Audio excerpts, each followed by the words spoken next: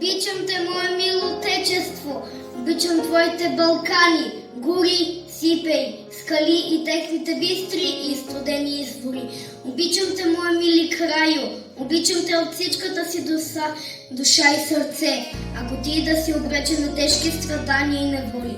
Всичко, що те останало до сега в моята осиротяла душа, добро и свято, всичко е твое. Ти си оная благословена земя, която цъфти, която е пълна с нежност и състояние и величие. Следователно ти си ме научил да обичам и да плача на всяко едно човеческо нещастие.